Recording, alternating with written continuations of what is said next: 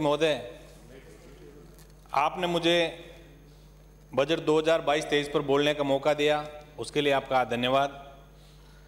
माननीय मुख्यमंत्री जी ने 2 घंटे 57 मिनट और 50 सेकंड का 226 बिंदुओं का जो बजट भाषण दिया, उसमें समृद्ध किसान खुशहाल राजस्थान की सोच के साथ अपने बजट पेश किया और शुरुआत में ये बात कही कि अगर देश में कृषि क्षेत्र की स्थिति ठीक नहीं है तो किसी अन्य क्षेत्र में भी प्रगति संभव नहीं है। माननीय सभापति महोदय, आपके कृषि बजट को लेकर प्रदेश का आमजन टकटकी लगाए जो उम्मीद सरकार से कर रहा था वो पूरी नहीं हो पाई और सबसे ज़्यादा उम्मीद आपके किसान बजट से थी, वो भी खोखला ही साबित हुआ। माननीय राहुल गांधी जी ने 1 से 10 तक गिनती करके जिस तरह किसानों से संपूर्ण ऋण माफ़ी का वादा किया था तो किसानों को लगा कि अब उनकी किस्मत बदल जाएगी, लेकिन 3 साल के बाद ऐसा लग रहा है कि वो वादा तो मोदी जी के 15 लाख रुपए खाते में आने से भी बड़ा वादा निकला। इस बजट से भी किसानों को संपूर्ण ऋण माफ़ी की उम्मीद थी, लेकिन वो भी धूमिल हो गई।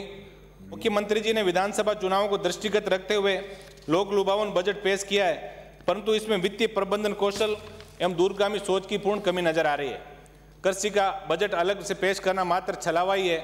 राज्य की जीडीपी में 30% से अधिक हिस्सेदारी रखने वाले कृषि क्षेत्र के लिए आशानुरूप बजट नहीं दिया जाना किसानों के प्रति सरकार की उदासीनता एवं उपेक्षा को दर्शाता है। किसानों की संपूर्ण कर्ज माफी के अपने चुनावी वादे को ताक पर इस सरकार ने रखा है। माननीय सभापति महोदय, किसान आंदोलन के बाद जिस तरह सत्ता पार्टी ने किसानों की मांगों पे पूरी तरह से संवेदनशीलता की बातें कही थी, लेकिन एमएसपी पे किसी भी तरह का कोई बोनस की घोषणा इस बजट में नहीं करके सरकार ने किसानों को उल्टा नाराज ही किया है। कृषि बिजली कनेक्शनों को लेकर भी इस बजट में कुछ उत्साहजनक नहीं है। हालांकि बिजली के पेंडिंग कनेक्शनों को लेकर बहुत बड़ी घोषणा की है, लेकिन विद्युत का तंत्र अभी इतना विकसित नहीं है, क्योंकि अभी बहुत सारे 132, 220 और 3311 केवी के जीएसएस जब तक प्रदेश में नहीं बन पाते तब तक इतने बड़े लोड की क्षमता कहीं ना कहीं इस सारे सिस्टम को फेल्योर करेगी। कृषि बिजली कनेक्शन को लेकर बिजली के स्पेशल श्रेणी के कनेक्शन जैसे बूंद बूंद सिंचाई, फव्वारा सिंचाई कनेक्शनों को सामान्य श्रेणी में बदलने के संबंध में कोई भी प्रावधान इस बजट में नहीं किया गया है। आशा है कि मुख्यमंत्री जी बजट पर बहस का जवाब देते समय इस बाबत घोषणा करेंगे। इसके साथ ही फसल बीमा पर भी योजना का समुचित एवं न्यायोचित लाभ किसानों को मिले, यह सुनिश्चित करने के लिए सरकार अपनी जिम्मेदारी से नहीं भागेगी। ऐसा ठोस आश्वासन एवं सुनियोजित योजना भी सदन में प्रस्तुत करेगी, ऐसी अपेक्षा है। आपने कृषि व इससे संबंधित योजनाओं के प्रभावी क्रियान्वयन के लिए मिशन मोड पर कार्य करने के लिए 11 मिशन बताएं। माननीय सभापति महोदय, राजस्थान जैविक खेती मिशन की बात इस बजट के अंदर बहुत बड़े पैमाने पर की गई, लेकिन जैविकता की बातें करना बड़ा अच्छा लगता है, लेकिन आज ये हालात है कि गाँवों के अंदर गोवंश और अन्य जो पशु है उनके हालात ठीक नहीं हैं। हर व्यक्ति, जैसे नागौरी नस्ल के बछड़ों की बात करूं तो मेले जो होते थे वो किसानों की आमदनी का सबसे बड़ा साधन था। नागौरी नस्ल के बछड़ों को लेके वो 2-3 साल के उम्र से कम के बछड़ों के परिवहन पे जो रोक लगी थी उसको लेके हमें सदन में आश्वस्त भी किया गया कि इसकी कमेटी बनी है और इस पर हम विचार करेंगे। और यदि ऐसा कोई ठोस आश्वासन बजट के अंदर माननीय मुख्यमंत्री जी देते तो निश्चित रूप से किसानों की हालात सुधर सकती थी। शिव से आने वाले वरिष्ठ माननीय विधायक महोदय ने ऊँटों के ऊपर भी एक नीति की बात यहाँ सदन के अंदर रखी, लेकिन इन सब बातों का जिक्र बजट में नहीं होना कहीं ना कहीं किसानों के हितों पर कुठाराघात है। माननीय सभापति महोदय, आज दुनिया में मधुमेह जैसे रोग तेजी से फैल रहे हैं, जिसके लिए नागौरी पान मेथी की मांग बढ़ती जा रही है, जिसका सबसे ज्यादा उत्पादन मेरे विधानसभा क्षेत्र खींवसर में होता है। इस बजट में इस महत्वपूर्ण फसल के साथ साथ इसबगोल और जीरे के लिए भी नागौर या मुंडवा में अलग से मंडी खोली जावे, क्योंकि पान मेथी की फसल हर 15 दिन में बेचने के लिए किसानों को बिचौलियों के हाथ औने पौने दामों में बेचना पड़ता है। इसके लिए भी कोई ठोस प्रयास इस बजट के अंदर यदि कोई घोषणा होती तो निश्चित रूप से किसानों की हम काया पलट कर सकते थे। माननीय अध्यक्ष महोदय, पिछली बार भी सदन में 2-3 वर्ष से कम उम्र के बछड़ों पे लगी रोक को हटाने की जो बात कही थी, हम ये चाहेंगे हमारे विशेष आग्रह आपके माध्यम से माननीय मुख्यमंत्री जी से रहेगा, क्योंकि मेले जो है वो प्राय खत्म हो गए हैं, तो ऊंट और बछड़े दोनों के ऊपर कोई ठोस नीति सरकार बनाए तो निश्चित रूप से हम किसानों को एक अच्छी सौगात दे सकते हैं। माननीय सभापति महोदय, कृषि बजट में सहकार शब्द का इस्तेमाल कई मर्तबा होना चाहिए था, क्योंकि जब तक सहकार के स्लोगन कि सब एक के लिए और एक सब के लिए पर ईमानदारी से ध्यान नहीं देंगे, तब तक कृषि व किसान की खुशहाली की बात करना बेमानी है। माननीय सभापति महोदय, इसके लिए सहकारी संस्थाओं के चुनाव नियत समय पर हो, खाद बीज आदि के आवंटन में सहकारी संस्थाओं का कोटा निश्चित हो, क्रय विक्रय सहकारी संस्थाओं को भी जीएसएस की भांति सारे सरकारी लाभ प्राप्त हो, तथा नियमों में ये बदलाव किए जाएं कि माननीय सांसद वे माननीय विधायक भी अपने कोटे से बजट जारी कर सकें। साथ ही सभी सहकारी समितियों में काम कर रहे संविदा कर्मियों को तत्काल नियमित किया जाए, क्योंकि कृषि आदानों के वितरण के साथ साथ सहकारी ऋण वितरण व एमएसपी की खरीद जैसे महत्वपूर्ण कार्य इन्हीं लोगों द्वारा संपादित किए जाते हैं। साथ ही सहकारी कार्मिकों को भी अन्य सरकारी कार्मिकों की भांति समस्त लाभ मिल सके, ताकि वो सही मनोयोग से किसानों की सेवा कर सकें। सहकारी संस्थाओं का त्रिस्तरीय ढांचा पूरी तरह से छिन्न भिन्न हो गया है। आज बड़ी विडंबना की बात है कि कृषि बजट जो सबसे महत्वपूर्ण था, इस बजट का अंग, आज माननीय कृषि मंत्री जी और माननीय सहकारी मंत्री जी दोनों यदि सदन में होते तो निश्चित रूप से कोई अपने अनुभव की बात यदि विधायक कहता तो कहीं ना कहीं सरकार तक वो बात पहुंचती। माननीय सभापति महोदय, जिस तरह अपेक्स बैंक, जिला सहकारी बैंक और ग्राम सेवा सहकारी समिति का कार्य विभाजन तय है, उसी तर्ज पर कृषि आदानों के संबंध में राजफेड, क्रय विक्रय सहकारी समितियां और ग्राम सेवा सहकारी समिति में तारतम्यता के लिए आवश्यक नियम बनाए जाएं। अधिकतर सहकारी संस्थाएं वे सहकारी बैंक धीरे धीरे रसातल में जा रहे हैं। अगर समय रहते इन पर ध्यान नहीं दिया गया तो सहकार तंत्र भी डायनासोर की तरह लुप्त हो जाएगा। इसके लिए समस्त बैंकों व ग्राम सेवा सहकारी समितियों के ऋणों का पुनर्भरण तुरंत सरकार द्वारा किया जाए, जिससे सहकारी संस्थाओं की तरलता कायम रह सके। इसके साथ साथ सहकारी नियमों में पंजीकृत संस्थाओं के बैंक खाते तथा बड़े प्रोजेक्ट्स के भू अवाप्ति के बैंक खाते भी आवश्यक रूप से सहकारी बैंकों में खोले जाना सुनिश्चित करावें। माननीय सभापति महोदय, आज बजट के अंदर बिजली में 50 यूनिट की छूट करने की बात जरूर मुख्यमंत्री जी ने कही है, लेकिन बिजली के बिल तो बंद पड़े, घरों के भी 200 यूनिट के से भी ज़्यादा कई बार आ जाते हैं। अगर सही में विद्युत कंपनियों की दशा सुधारनी है तो इसके लिए कई अधिकारियों की बलि सरकार को लेनी पड़ेगी। माननीय अध्यक्ष महोदय, बिजली की छीजत व लोड को कम करने के लिए जो अरबों रुपए विद्युत वितरण कंपनियों ने खर्च किए, उस पर किसी तरह की सरकारी मॉनिटरिंग नहीं होने से ही बिजली कंपनियों के घाटे का सबसे बड़ा कारण रहा। ये पहली बार हुआ कि कंपनियां घाटे में जा रही है, लेकिन ठेकेदार और अधिकारी रातों रात अरबपति बन गए। इसके लिए कोई स्पेशल विंग बनाकर पिछले 8 सालों के कार्यों का भौतिक सत्यापन करवाने का काम माननीय मुख्यमंत्री जी करें, तथा अनियमितताओं की रिकवरी संबंधित अफसरों से करके कंपनियों के खाते में जमा करवाकर एक नई नजीर प्रदेश के अंदर पेश करें। माननीय सभापति महोदय, मुख्यमंत्री जी ने अपने बजट घोषणा में मेरे विधानसभा क्षेत्र के दातिणा में 132 केवी जीएसएस खोलने के लिए उनका धन्यवाद ज्ञापित करता हूं, लेकिन अधिक लोड को देखते हुए बिरलोका में 220 केवी का जीएसएस की स्वीकृति का आग्रह मैं आपके माध्यम से करूंगा।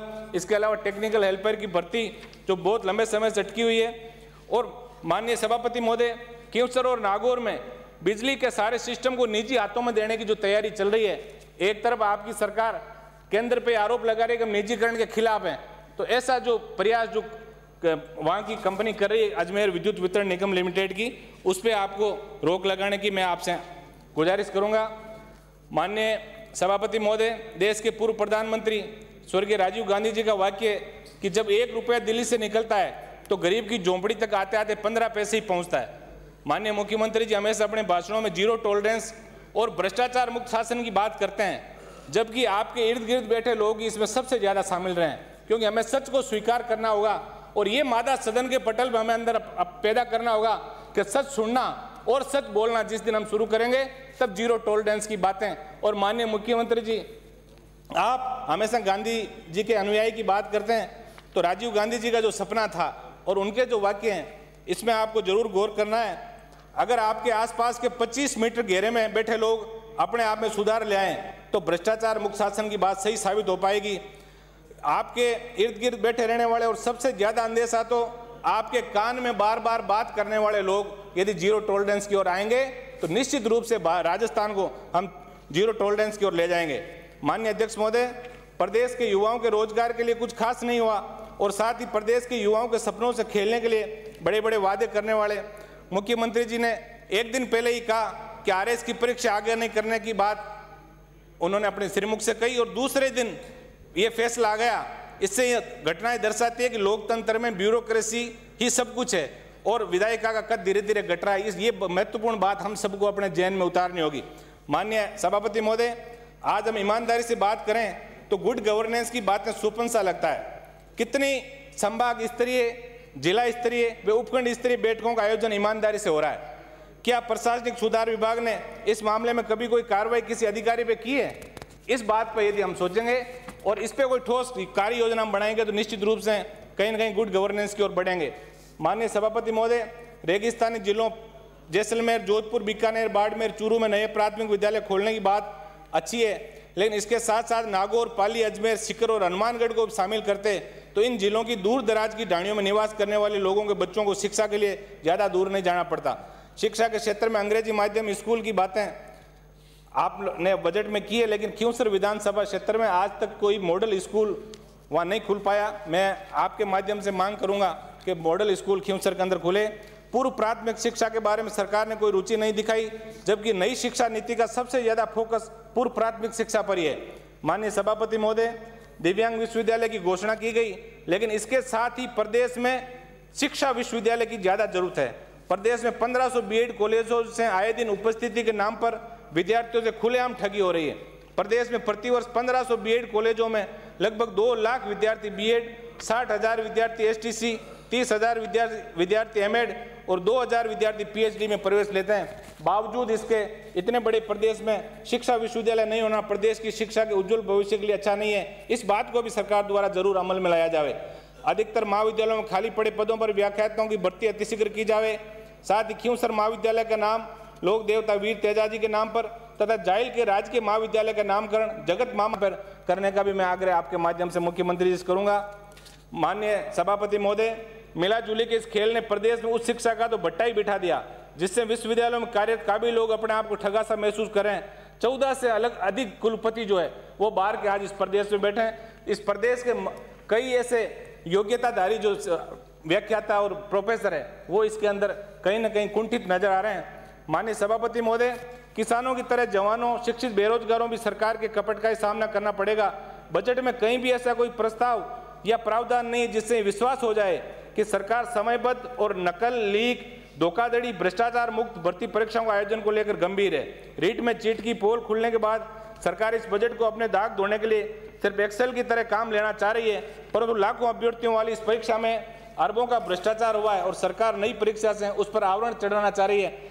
युवा नियमित परीक्षाओं के लिए भर्ती कैलेंडर की मांग कर रहे हैं। परीक्षाओं में बेईमानी रोकने के लिए कड़े कानून और नियामक संस्था की आवश्यकता है। कठोर नीति और सच्चे मन से ऐसा संभव है, परंतु अपने प्रियजनों को बचाने के लिए सीबीआई जांच से बचने वाली सरकार आरपीएससी, माध्यमिक शिक्षा बोर्ड एवं अधीनस्थ सेवा चयन बोर्ड तथा विभिन्न विश्वविद्यालय आदि को साफ सुथरा बनाएगी, ऐसा सोचना भी अब मुझे बेईमानी सा लगने लगा है। आप इंग्लिश टीचर का काडर बनाने की बात कर रहे हो, जबकि एक ही भर्ती के 4-4 साल तक कोई पेपर नहीं करा पाते हैं। माननीय सभापति महोदय, केंद्र व राज्य सरकार द्वारा वित्त पोषित जल जीवन मिशन में 60,000 करोड़ से अधिक बजट का आवंटन करके प्रत्येक घर तक शुद्ध जल पहुंचाने की प्रतिबद्धता का जिक्र किया है। माननीय पीएचडी मिनिस्टर साहब यहाँ बैठे हैं, मैं आपसे ये आपके माध्यम से मांग करूंगा। माननीय अध्यक्ष महोदय, जल जीवन मिशन जो कि लोगों के लिए जीवनदायक होने की बात सरकार कर रही है, वो ग्रामीण विकास के लिए अभिशाप बनकर आई है। आज इस मिशन ने गांव की पिछले 10 वर्षों की सुंदरता को उजाड़ दिया, जिसका कोई रूरल डेवलपमेंट प्लान नहीं है। माननीय सभापति महोदय, सरकार को शहरी तर्ज पर रूरल डेवलपमेंट प्लान का खाका तैयार करना होगा, जिससे गाँव में भी स्मार्ट विलेज जैसी कल्पना साकार हो सके। माननीय सभापति महोदय, मैं माननीय मुख्यमंत्री जी से प्रत्येक विधानसभा क्षेत्र में 15 ट्यूबवेल की घोषणा की मांग आपके माध्यम से करूंगा।